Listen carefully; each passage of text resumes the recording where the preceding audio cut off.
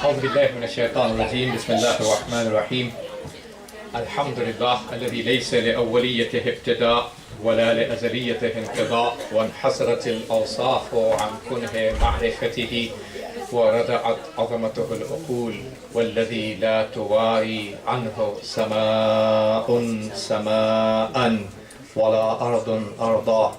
ثم الصلاة والسلام والتحية والإكرام على سيد البطحاء سيد المرسلين والأنبياء أبي القاسم محمد المصطفى. اللهم صل على محمد وعلى الجوهرة القدسية البتول العذراء سيدة النساء فاطمة الزهراء، وعلى بعلها أمير المؤمنين وبنيها الذين أذهب الله عنهم الرجس وطهرهم تطهيرا. اللهم صل على محمد وآل لا سيما على بقية الله وحجته الكبرى الذي بيمنه رزق الورى وبوجوده ثبتت الأرض والسماء، ولولاه لساخت الأرض بأهلها، واللعنة الدائمة على أعدائهم أجمعين من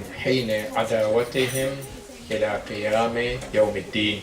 أما بعد، فقد قال رسول الله صلى الله عليه وآله وسلم: إن الحسين مصباح الهدى وسفينة النجاة. صلوات. اللهم صل على محمد وآل. Tabrik and congratulations to all of you, respectable brothers and sisters, as we celebrate the birth of our third Imam, Sayyid al-Shuhada, Abi Abdullah al-Hussain, and also Abul Fadl Abbas alayhi salam, and also our fourth Imam, Ali ibn Hussain as-Sajjad Zainul Abidin alayhi salatu wassalam. Allahumma salli ala Muhammad wa ali Muhammad. Imam Hussain alayhi salam's status is higher than his status on earth. If you look at the status that Abi Abdullah al-Hussain has in the heavens, this is mind-boggling, unimaginable, and unsurpassable.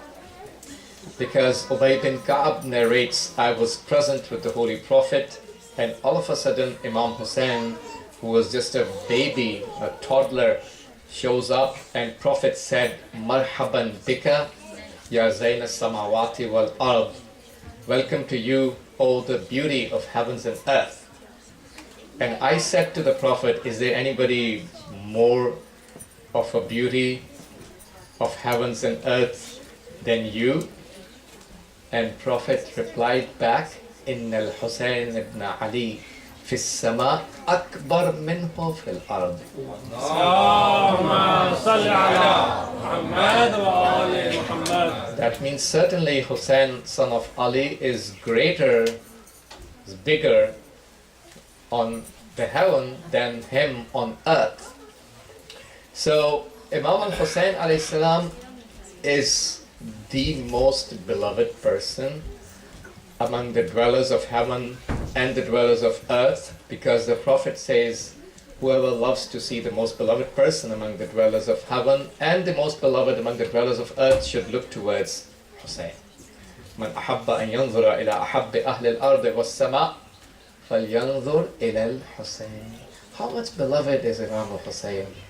I mean, everyone who has his conscience alive, everyone who has sense of righteousness, everyone who has some ray of haqq flashing on his qalb can understand the glimpse of the highness of Imam al-Hussain alayhi salam.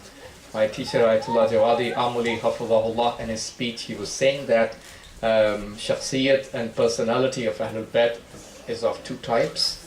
In Farsi, let me first say what he said, that shakhsiyat huquqi and shakhsiyat haqiqi.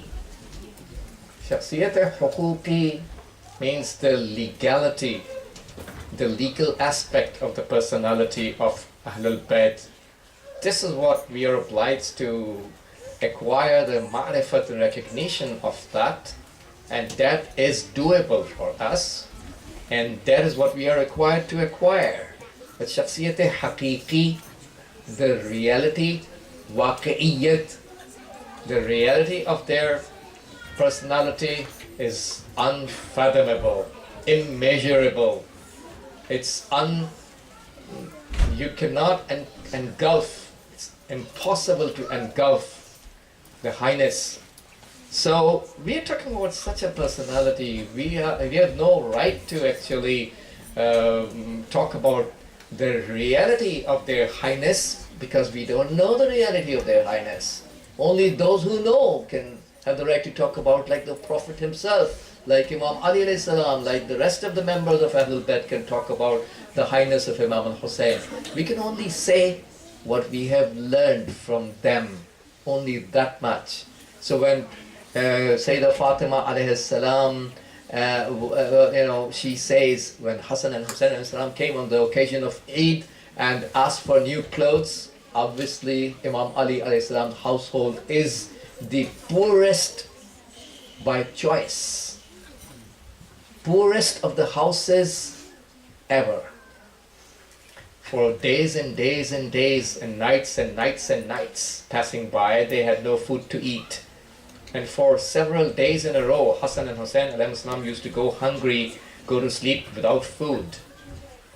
This is the kind of household we are talking about, and that's how they were raised, in that kind of a great Nurani environment. My teacher, again, Ayatollah Jawadi Amuli Hafizahullah, had said that if you eat full, Babul Ma'nawiyat is munsad on your soul. The door of the metaphysical blessings of Allah is now shut on your spirituality. None of the metaphysical blessings of Allah, which are way superior than the material blessings, can now enter into your soul. Material blessings, brothers and sisters, are not a big deal, because Allah even gives those to the animals and beasts and insects and birds and fishes and you name it. Are we supposed to focus on that? Come on, we are human beings. We are ashraf. We are more noble than all the rest of the creatures around. So we are supposed to focus on the metaphysical blessings. So again, Imam al-Hussain and Imam al-Hassan asked new clothes. Sayyidah Fatima had nothing, none of those to offer. But she said that your clothes are with the Ridwan of paradise. Just FYI, Ridwan is the name of the guardian angel of the paradise, just like Malik is the name of the guardian angel of the hellfire. There were no clothes given for the Ridwan, is the guardian angel, caretaker of paradise. Come on, he's not a tailor. But Sayyidah Fatima said it.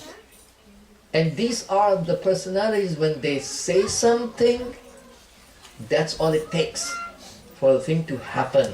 This is called walayatun takwiniya, which they have the mutlaqa and absolute walayat and control and authority over the existences. So when she said, that's how it happens. And then you find tomorrow, the one of paradise is sent by Allah.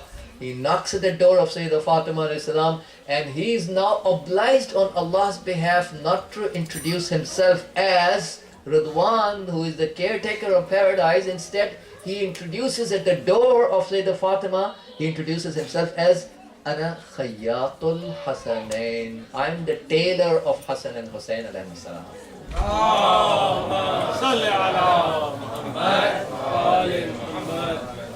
It happened multiple times that Imam al-Hussain was a young boy. He was just 6 years old at the time of the death of the Prophet anyways, and this story happens multiple times, narrated by Sunnis and Shias both. So several times he comes on top of the back of the Prophet while he's doing the sajda, sujood, prostration. Prophet was about to raise his head. Allah sent Jibreel, the archangel Jibreel, not to raise your head until Hussein comes off himself. Now Prophet was repeating Subhana Rabbiyal A'la wa bihamdi, Subhana Rabbiyal A'la wa bihamdi 70 times.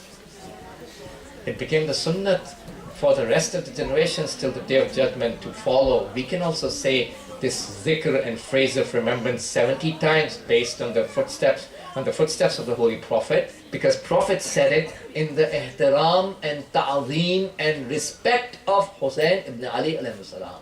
Allahumma salli ala Muhammad wa ali Muhammad. So, Sayyidah Fatima alayhi salam in her lullaby, and that's narrated by Sheikh al-Mufid rahmatullahi alayh, our only mujtahid to the best of our knowledge, the only mujtahid who received 2 written letters from Imam Mahdi alayhi salam in the greater absence period. Sheikh al-Mufid, not an ordinary personality. So Sheikh al-Mufid narrates the lullaby that Sayyidah Fatima alayhi salam had for Imam Hussain, that Hussainan wa Hussaina wa Hussaina Ghariban wa Ghariba. This is how she used to say. Ghariban wa Ghariba wa Ghariba Karbala la zilti karban wa bala Hussainan wa Hussaina wa Hussaina. That's how she used to say. So Imam Hussain is the lonely. He's the one who was left alone. Right? And Karbala is definitely a place that continues to be a place of pain. Karb, pain and test. The greatest of the tests and pains is what Imam Hussain goes through, hence deserves the highest of the levels. So, Imam al-Hussain alayhi salam,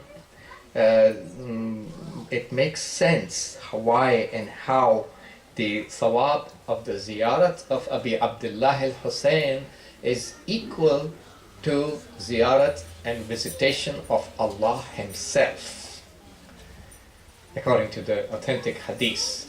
So whoever visits Imam al-Hussain alayhi salam on the day of Ashura, kana kaman zara Allah fi arshihi, is just like the person who visited Allah on his throne.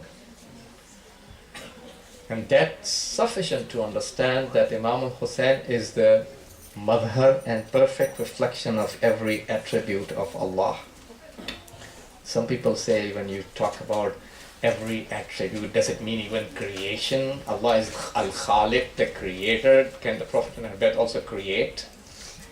Why do you say all the attributes and all the names of Allah? Well, it's not only for, even for Prophet Isa ala nabiyina wa alihi wa alayhi salam. Didn't Allah say in the Holy Quran, أَخْلَقُ لَكُمْ كَهَيْئَةِ الطَّيْرِ?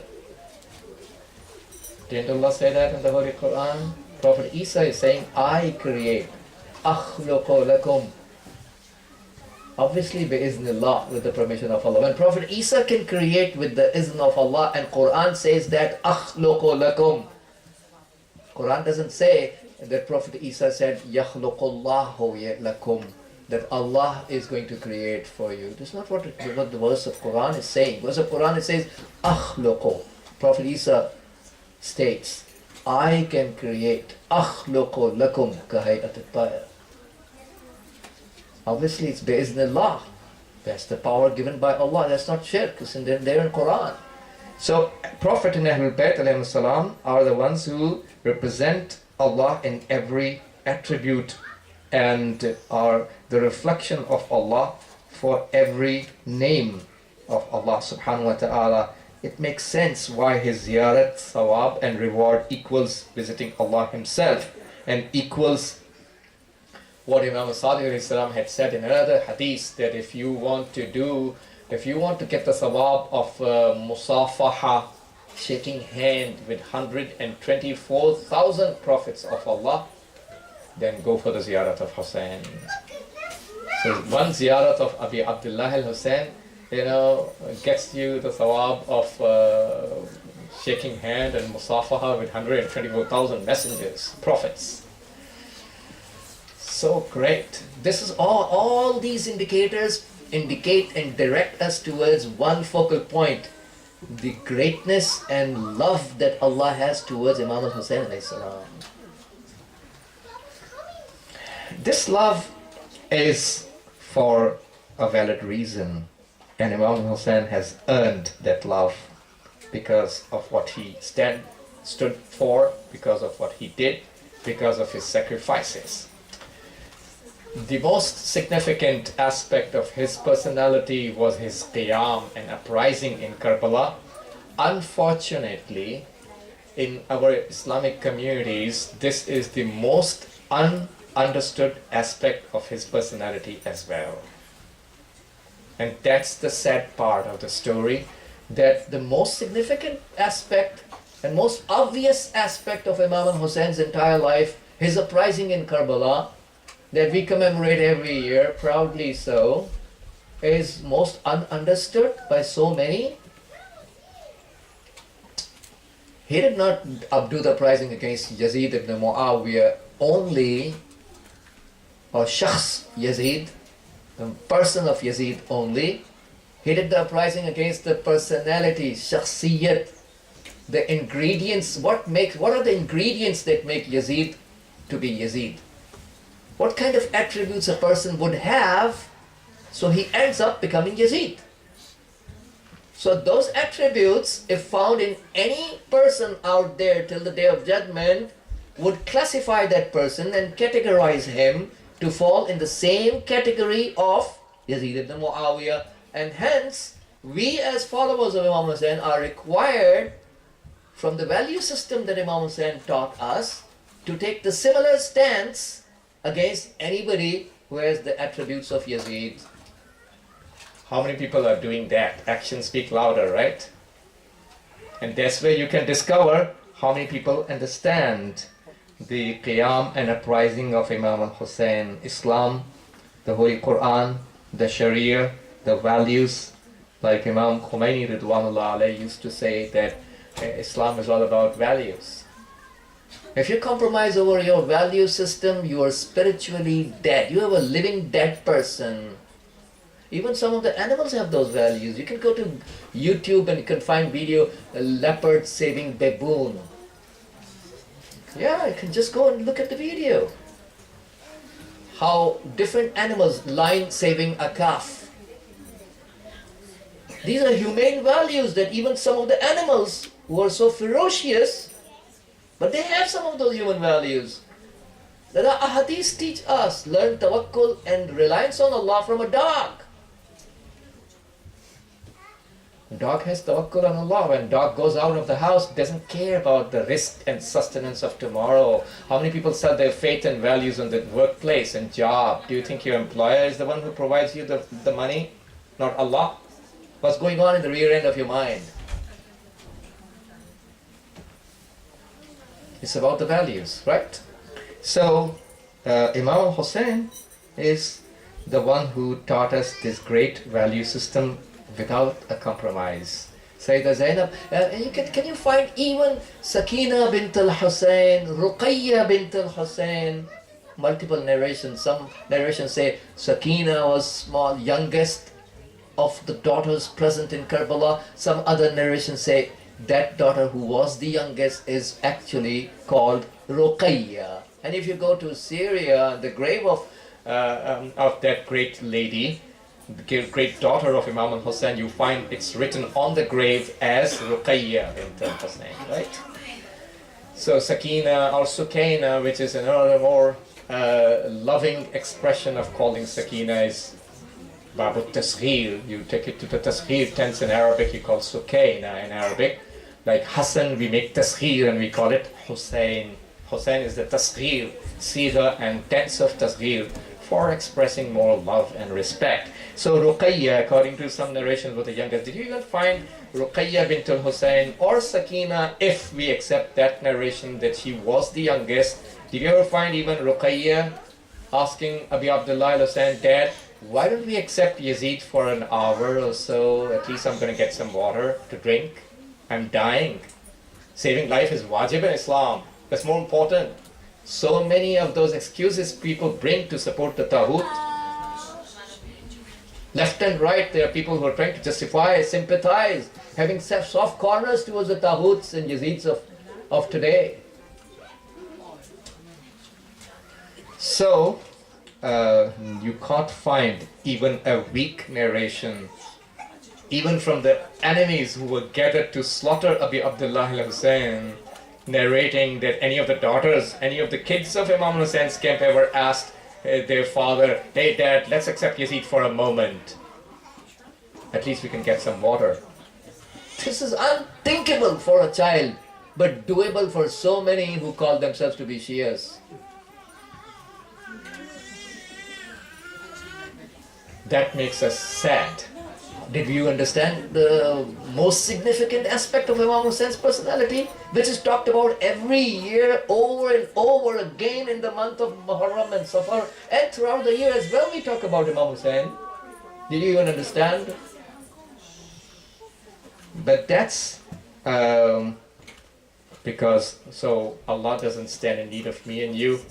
Imam Hussain doesn't stand in need of me and you when he raises the voice for help. Hal min nasirin yansuruna, is there a helper who can help us?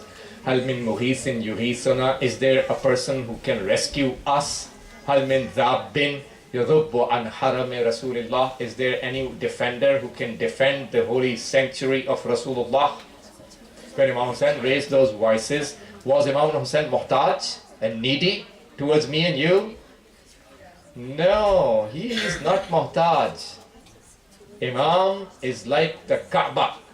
Prophet already said to Imam Ali salam, "Masaluka masalul Kaaba." Your parable, your example is that of Kaaba. Didn't the Prophet say to Imam Ali, "Tu'ta wa la ta'ti." People are obliged to come towards the Kaaba. Kaaba is not obliged to come to the people.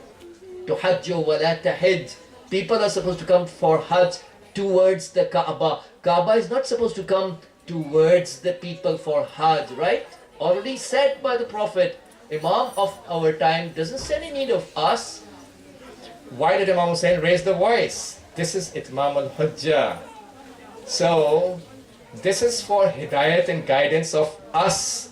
So we learn that our only means of getting guided is to support the walayat of Hussain and the walayat of Imam Waliyul Asr Sahib al-Zaman al-Imam al-Mahdi alayhi salatu wassalam.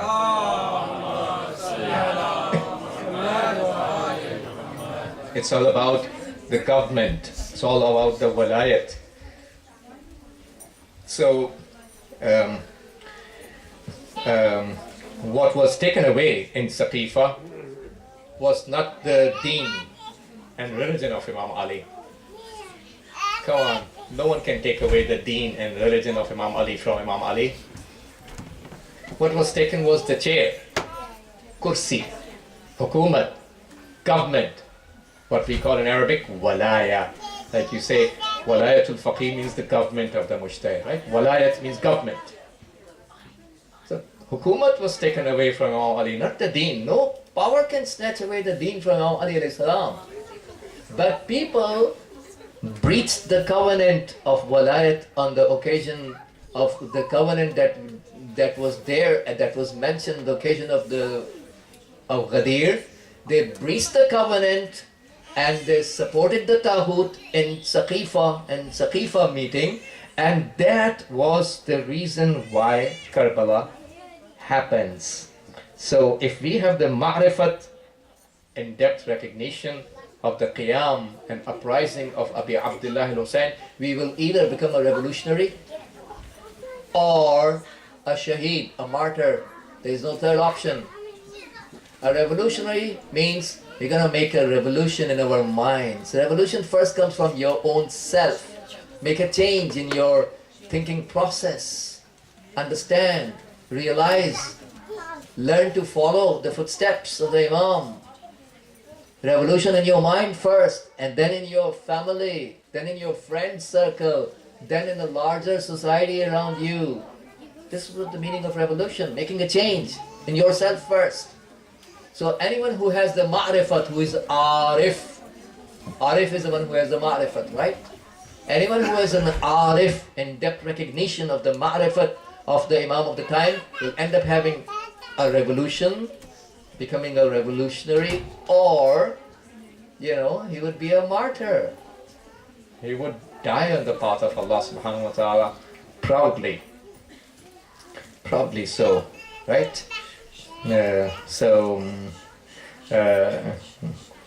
نحن, this great shaheed from Lebanon used to say, نحن على خط إمامنا الخميني نؤمن بالقاعدة التي سنها هذا الإمام اقتلونا فإن شعبنا سيعي أكثر فأكثر.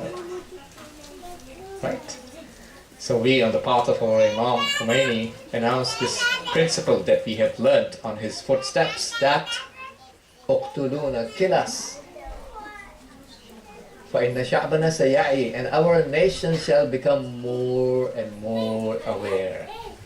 So every time a shaheed is fallen on the path of Allah, path of haqq and righteousness against batil and falsehood, you find his blood spreads more awareness, more and more awareness, right? So, like I was looking at this statement from Rabbi Hafidhullah, he was saying that as-sahwatu la tuqma, the awareness can never be killed. You can kill a person, yes you can, but the awareness that he spreads is impossible to be suppressed. And that's how every shaheed with his blood is contributing to the awareness and the footsteps of Imam Hussain, paving the way for the arrival of the final Imam, to establish the government of justice that every Imam stood for, despite the fact there are so many who keep separating religion from politics to protect their worldly interests. Perceivedly, they think they at least they perceive that they can protect. Whether at the end of the day they're going to protect the worldly interests or not, that's in the hands of Allah and His divine destiny. But people perceive that we may protect by compromising over the values. It's not even a toddler in the camp of Imam Hussain compromised. So, لا يترك الناس, Imam Sadiq alayhi salam says, لا يترك, Amir al-Mu'mineen alayhi salam says, لا يترك الناس شيئا من أمر دينهم لاستصلاح دنياهم إلا فتح الله عليهم ما هو أضر منه. Whenever people, leave something from their religion so that they can correct the affairs of their dunya, Allah opens upon them something which is even more harmful. Something that they thought is harmful, so they wanted to avoid the harm, and they left their value system and their religion for the sake of correcting the affairs of their dunya. Allah opens, every time they do that, Allah opens another door of something which is even further harmful than the previous one.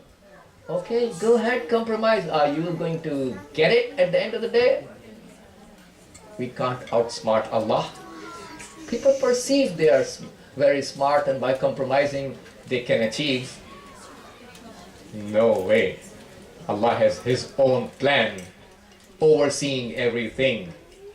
And Imam Sadiq alayhi salam taught us that لو أن أحدا قتل بالمشرق, if there is one guy killed in the east, والآخر رضي به في المغرب, and another guy who's in the west is radi and pleased over his killing, كان كمن قتله وشرك في دمه, he's just like the person who killed him and he's a partner in his blood. So there is no room for indifference, carefree behavior. Who cares if somebody is there out there in Damascus, in Karbala, in Samarra, as many civilians are killed in Iraq or Bahrain or Hijaz or Afghanistan or Kashmir or Pakistan. I don't care, or Yemen, I don't care. Hey, I'm living in the West, right? Nothing is happening to me. Self-centeredness. which is another problem. So if we have no right to be, careless towards what is going on in the Islamic world, if we become radi and pleased, even in the heart, we are part of that massacre, according to our value system. من بخل بمعونة أخيه المسلم والقيام له في حاجته. So it's also multiple hadiths are there which teach us. I will come to the end of my speech by mentioning this point, that anything that you can do for the walayat of the Imam of your time is the biggest asset of your life. The biggest asset of our lives is not the prayers that I do. Prayers is very, very important as a pillar of the religion. I don't know whether those are accepted by Allah or not from a sinner like me. Fasting is very, very good. I have no way to learn for sure that my fast is accepted by Allah or not. What's the value of my prayers and fastings and hajj and homes and so forth? The most important thing that we may do in our lives, carrying the greatest value in the eyes of Allah, is the service that you can provide for the walayat of Ahlul Bayt. So we have 6 nur, 6 lights, according to the hadith of Imam Hussain, entering into our graves when a person is buried. So prayers is on the right hand, nur and divine light of prayers on the right hand side, nur and divine light of Islamic texts on the left hand side, nur and divine light of fasting in front of the dead guy, nur of the hajj at the back of this dead person, and the help that he provided to his fellow mu'min brothers of the Islamic Ummah at the feet of this person. And the strongest, most luminous nur is over the head. And all of these anwar, all of these divine lights together, ask this person, this nur, this divine light on the top of the head of the deceased person, would you introduce yourself? So here's the highest luminosity. And he says, I am the walayat of Ahlul Bayt of this person.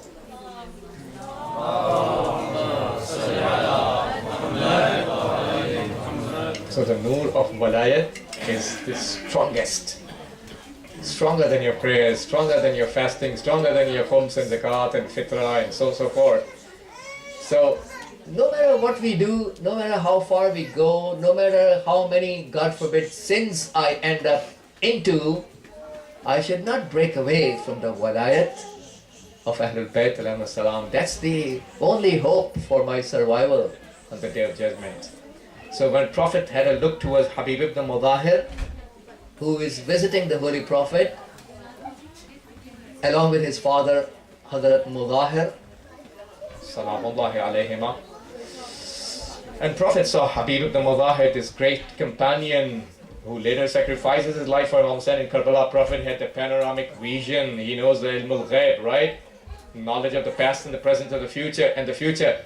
Prophet can see, right, what Habib is going to do in Karbala later on. Prophet knows everything. So when Prophet, his father Mudahir is visiting with his son Habib ibn Mudahir, and Prophet saw Habib is walking on the footsteps of this son, Imam Hussain alayhi salam, and picking up the soil from under the foot marks of Imam al-Hussain and pouring over his head. Prophet can't stand it. He makes Habib sit in his lap, expresses his love and kisses the forehead of Habib ibn Mudahir. Kisses the forehead of Habib ibn Mudahir. Habib ibn Mudahir is a mahbub and beloved of Rasulullah right from the beginning. So anything you do for Imam al-Hussain alayhi salam's walayat makes you feel proud before Allah subhanahu wa ta'ala. May Allah give all of us the tawfiq to understand and follow the footsteps of the walayat of Imam Abi Abdullah al-Hussain alayhi salam. اللهم صل على محمد وآل محمد. يا الله يا الله يا الله يا الله يا الله يا الله يا الله يا الله يا الله يا الله. اللهم انصر الإسلام والمسلمين واخذل الكفار والمنافقين. اللهم انصر من نصر الدين واخذل من خذل المسلمين. اللهم انصر واحفظ وأيد علماءنا الربانيين ومراجعنا الربانيين، لا سيما الولي الفقيه قائد المسلمين. اللهم انصر جيوش المسلمين وعساكر الموحدين. اللهم فك عن الأسراء المسلمين. اللهم وفقنا لما تحب وترضى، وعجل في فرج مولانا صاحب الزمان، واجعلنا من أنصاره وأشياعه وأتباعه وأعوانه بجاه محمد وآله الطاهرين. Thank you.